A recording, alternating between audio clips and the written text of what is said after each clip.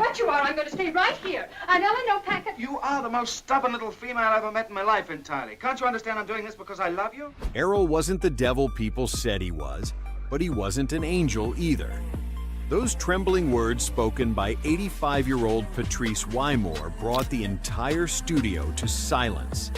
The woman who had lived in seclusion for decades by the shores of Jamaica, the very place that was once their private paradise, had finally broken her silence.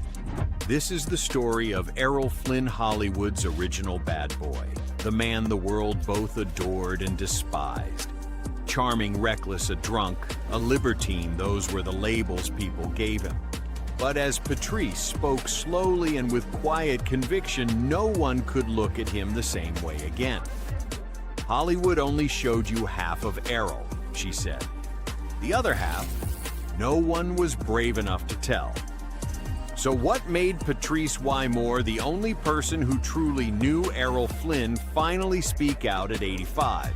Let's find out. The story begins on a sweltering afternoon in Kingston, Jamaica, where 85-year-old Patrice Wymore sat before Vanity Fair's camera for what would be the rarest interview of her life. Golden light fell across her aged face, but her eyes still gleamed as she spoke of the man the world once worshipped and despised in equal measure. And then, as if replaying an old reel of Hollywood itself, she began to tell the story. Hollywood, 1935. In the depth of the Great Depression, American cinema needed a new face, someone who could make audiences believe again in glamour amid grim reality. Then came the name Errol Flynn, a young Tasmanian with a blend of British and Australian. In his voice, sea blue eyes, and a smile capable of melting steel hearts. Warner Bros. Instantly recognized the gold mine before them, and within months, Flynn went from a nobody to the brightest star in Hollywood's sky. The newspapers called him the Prince of Adventure, the man who could duel, kiss a girl, and make the audience swoon all in one scene. But the bigger his fame grew, the deeper his addiction to the spotlight became.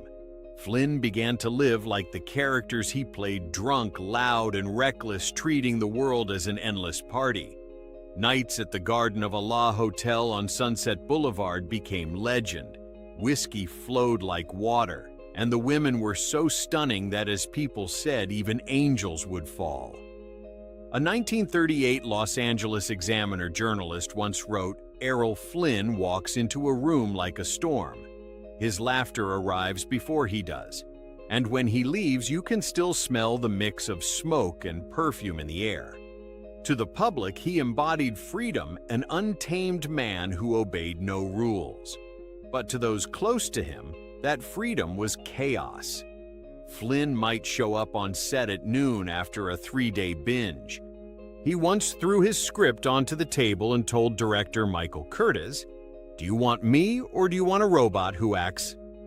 If you want the man alive, let me live first." That arrogance only made audiences adore him more.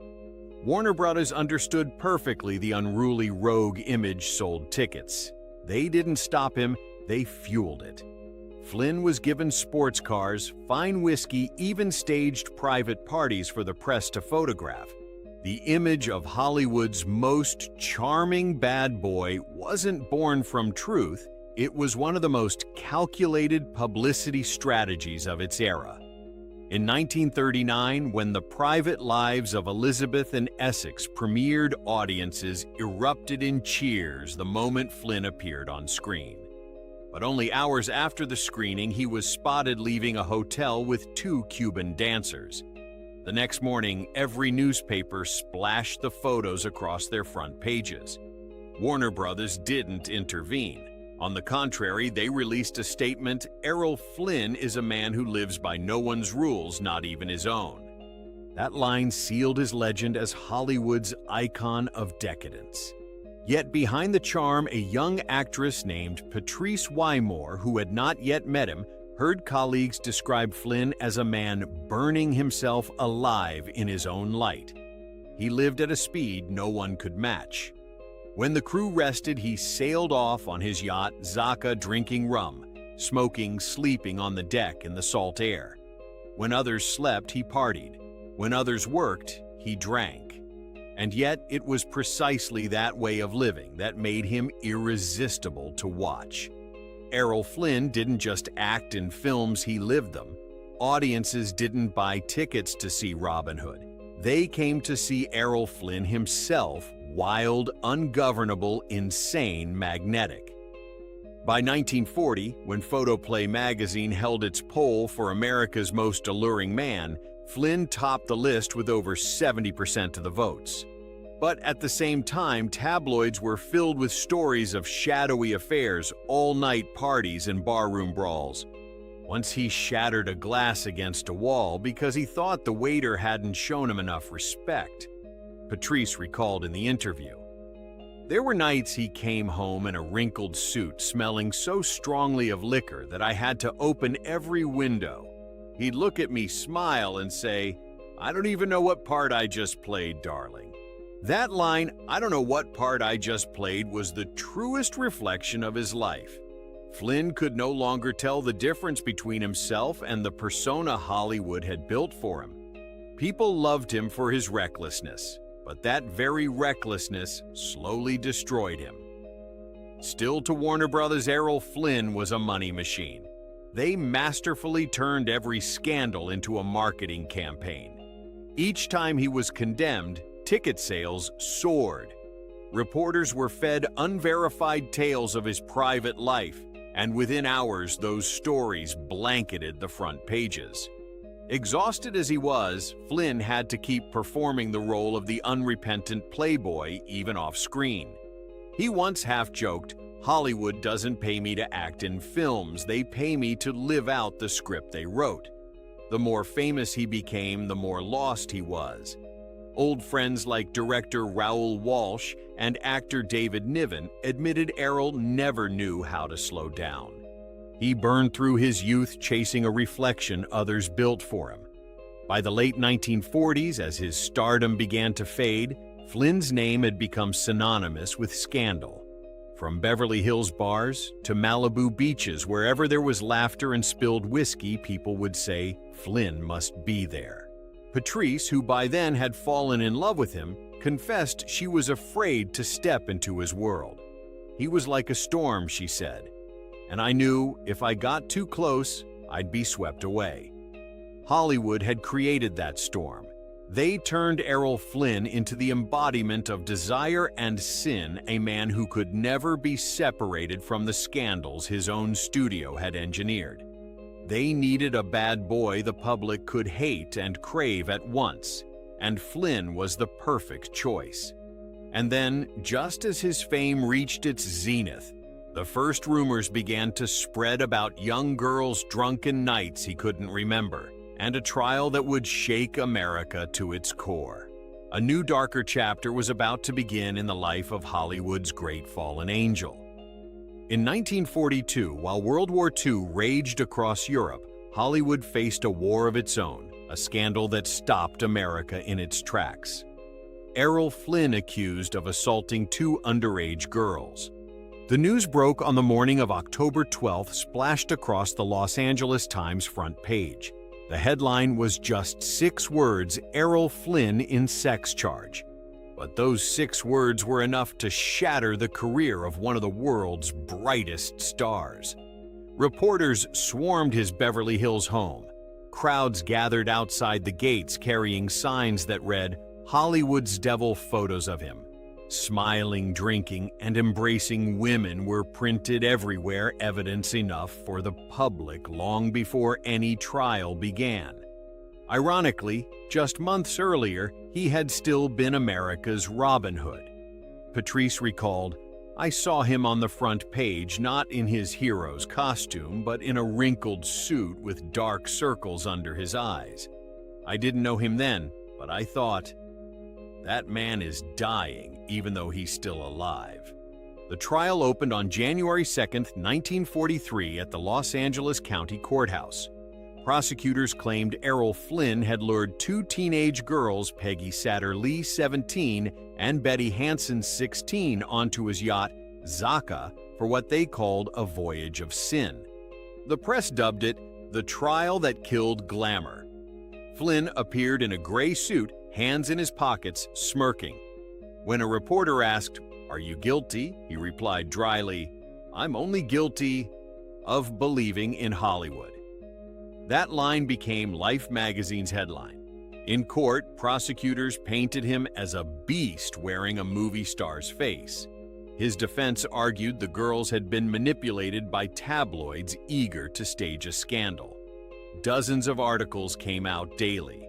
People bought photos, stamps, even magazines featuring Flynn's tearful expressions. Every testimony was rewritten like a crime novel. But amid the hysteria, Patrice said there was one fact few knew: the FBI never found any physical evidence to support the charges. Everything came down to words. And Hollywood, she said, needed a scapegoat, a symbol of its own moral decay. For 23 days, Flynn came to court every morning, hair slicked back, flashing that familiar grin. People said he was laughing in the dock. But to Patrice, that smile was a mask. I once saw him sitting alone after a hearing, eyes red, hands trembling as he lit a cigarette. He said, "I'm not afraid of prison.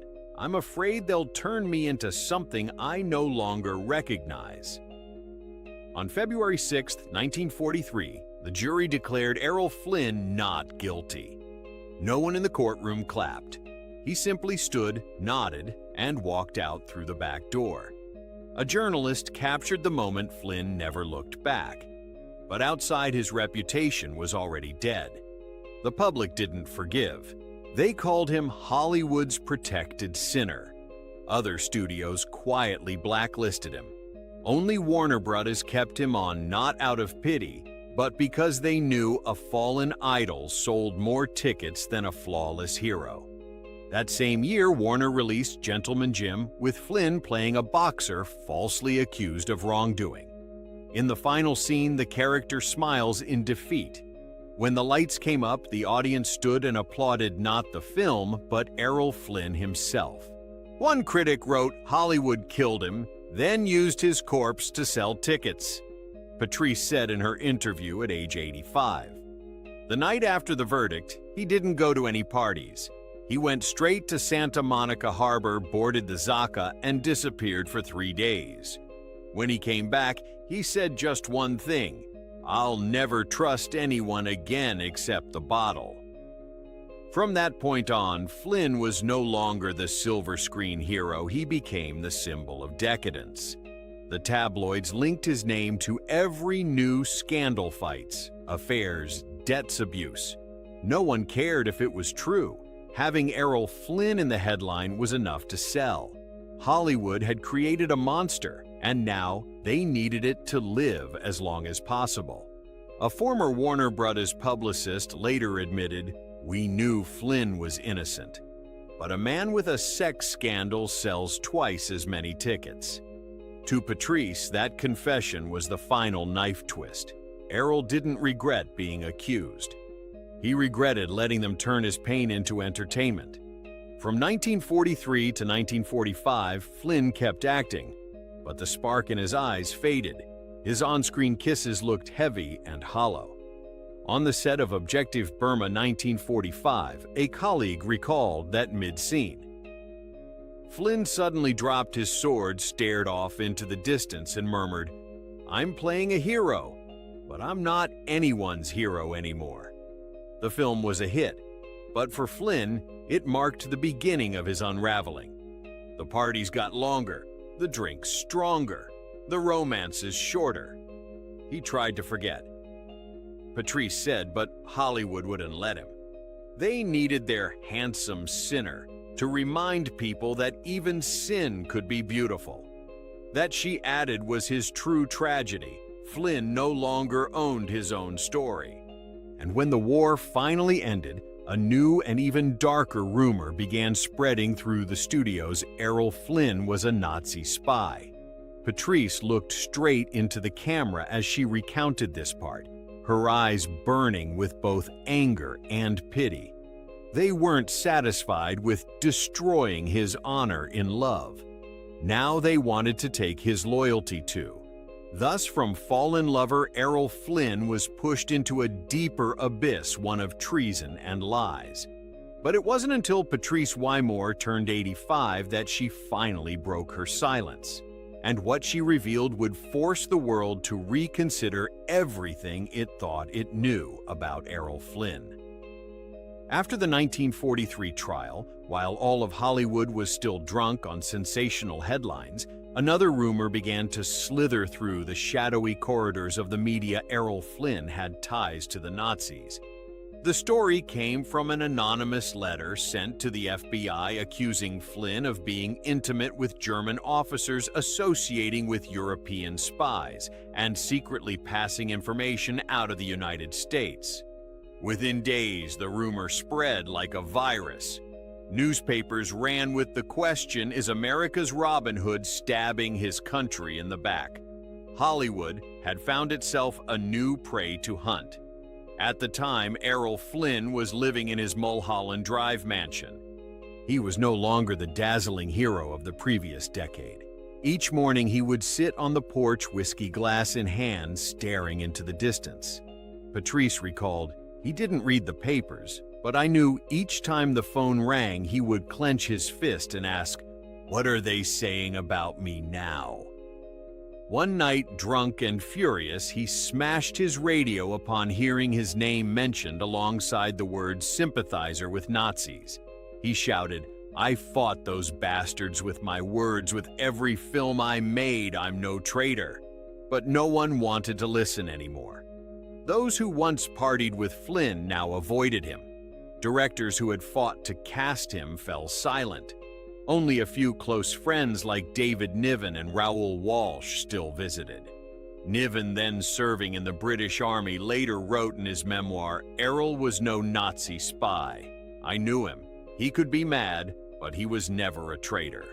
Still, the FBI opened a file code named Case 128-402. The file noted that Flynn had traveled to Europe several times, had acquaintances with some German figures in Paris, and had visited Cuba, a known hub for espionage during World War II. No concrete evidence was ever found, but suspicion clung tight. Patrice recounted that one night in June 1944, while she and Flynn were in Jamaica, two strange men came to their house. They gave no names, only handed Flynn a folder and asked him to sign a statement confirming he had worked with them. He refused. But after they left, he stood for a long time on the porch, then murmured, "If they say I'm a spy, maybe I should at least do something useful for my country." That line haunted her for years. Later, after the war ended, David Niven revealed in a 1967 interview that Flynn had worked unofficially for American intelligence. He had been assigned to observe Nazi propaganda operations in Mexico, a strategic area where Germany was seeking allies in Latin America. The public never knew, and Flynn, the man once accused of treason, never defended himself. Patrice said he didn't want to explain. He said, "Explaining only makes them believe you're guilty." I asked if he regretted it, and he said, "No, as long as they never know I did the right thing." She kept silent for decades, bound by that promise. But in 2011, at age 85, during an interview in Jamaica, she finally revealed the rest of the story. He wasn't a spy for Hitler. He worked for the Americans. Those documents, those trips, they were part of real assignments. But when he died, they didn't want that known. A hero didn't fit Hollywood's story. The interview room went quiet. With trembling hands, she pulled out an old photograph, Flynn wearing a naval uniform, not a costume. "This one's never been published," she said. Errol hated wearing it because he knew if anyone saw it, they'd think he was just playing another role. After the war, Flynn returned to Hollywood, but all that remained was his shadow. Studios stopped calling, and the press kept writing about his fallen life. He drifted between B-movie roles, sea voyages, and drunken nights. In 1952, while in Havana, Flynn was questioned by local police over alleged arms smuggling, another charge never proven. Hollywood decided how the world would remember him, Patrice said. A traitor, a sinner, a playboy. But they never saw him writing letters to soldiers or sending money to the families of men killed in battle. She shared that before he died in 1959, Flynn wrote in a small notebook, "I did the right thing. It's just that no one was allowed to know." The line mirrors one in his memoir, My Wicked, Wicked Ways. There are some things that can never be printed. Now the world finally understood what that unprintable thing. Flynn died at 50, a glass of whiskey still in his hand. Police ruled it a heart attack. But for Patrice, it was the end of a man crushed between truth and legend. Errol was never a devil, she said softly. He was just turned into one to hide hands far guiltier than his. After those words, the studio fell silent. They said light streamed through the window, shining straight onto a portrait of young Errol Flynn. In it, he still smiled, that half-defiant, half-sad grin of a man who had long understood that in Hollywood sometimes the most righteous thing you can do is stay silent. Jamaica, 2011. After more than half a century of silence, Patrice Wymore, the widow of Errol Flynn, appeared before the camera in a special interview with Vanity Fair. She was 85 years old, her voice raspy and trembling, but her eyes still shone with startling clarity. When the reporter asked, "Do you ever regret staying silent for all these years?" she merely smiled faintly.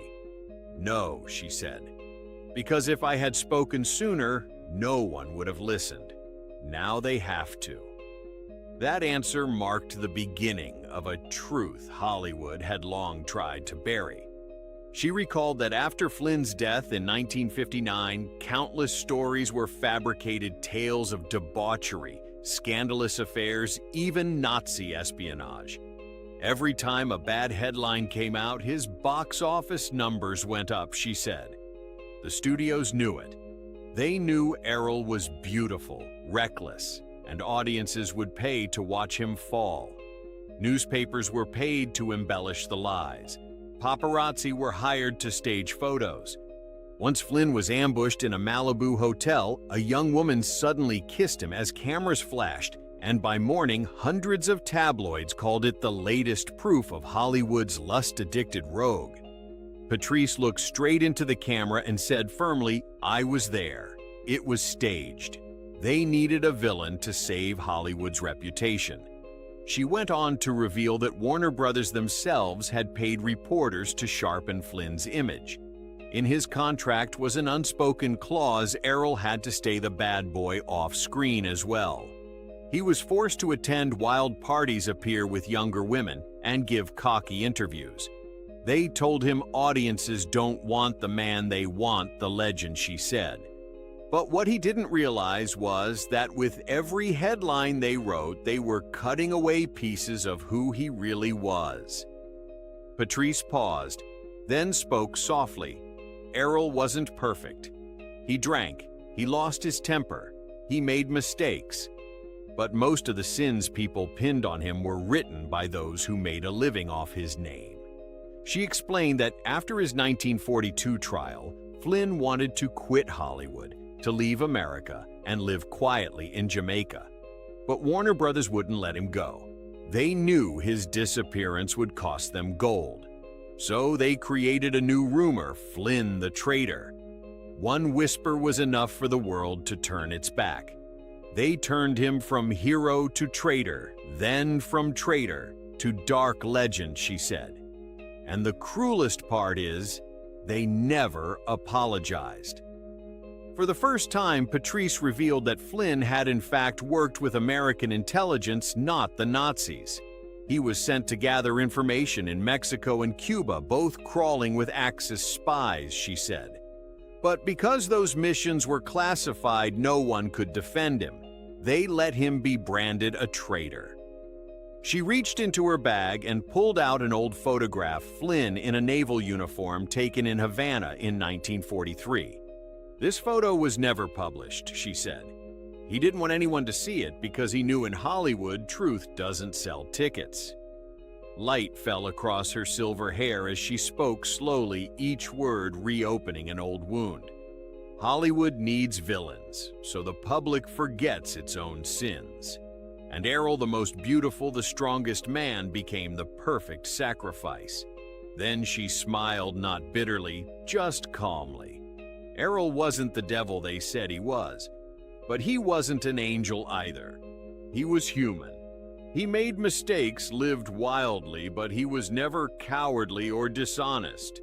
When asked why she chose to speak only now, Patrice stared into the lens and said, "Because I have nothing left to lose." But Hollywood, it lost its soul long ago. The room went still. Someone from the crew later recalled that no one even dared to breathe. She sat there small, quiet, yet her words tore down a wall that the film industry had built for nearly a century. When the interview ended, Patrice whispered one last line. "I don't need people to forgive Errol. I just want them to remember he was born a free man, not a studio's product." And in that moment, everyone understood all these years the world had loved a character, not a man. Days after the interview aired, the article, "Errol Flynn's Widow Breaks Her Silence," spread across international media. Film historians re-examined records, and newly declassified documents confirmed that Flynn had indeed worked with the OSS, the precursor to the CIA. Some headlines called it a long overdue redemption, but to Patrice, it no longer mattered. "He doesn't need redemption," she said. "He just deserves to be understood." She passed away 3 years later at 88 on the same Jamaican land where he had once promised she would find peace. Beside her bed stood a photograph of young Errol Flynn, that half-mischievous, half-melancholy smile. Beneath it, her handwritten note read, "For the world, he was a scandal. For me, he was home." The story of Errol Flynn, Hollywood's fallen rogue, turned out not to be just about one man, but about an entire era. An era where studios could create heroes, then destroy them to sell more tickets. They called it marketing image branding, but really, it was cruelty disguised as glamour. Patrice Wymore knew that better than anyone. She stayed silent not out of fear, but because she understood that in Hollywood, truth is only heard when the world grows tired of lies. And when she finally spoke at 85, the world realized it wasn't Errol Flynn who lived a lie, it was Hollywood living off the lie about him. Today, the old photographs remain the half-cocky, half-sad smile of a man misunderstood by his time. But after Patrice's confession, that image changed forever. Behind the charming sinner was a fragile, lonely soul, more tragic than any role he ever played. Perhaps that's what haunts us most, how easily we believe in myths, and how late we come to see the truth. Hollywood has birthed thousands of stars, but only one Errol Flynn, a man, turned into a villain, and later resurrected by the very truth the world once refused to hear. If this story makes you see Hollywood's bad boys differently, leave a heart, share this video, and comment "I understand them." Because sometimes all the misunderstood ever needed was someone brave enough to listen.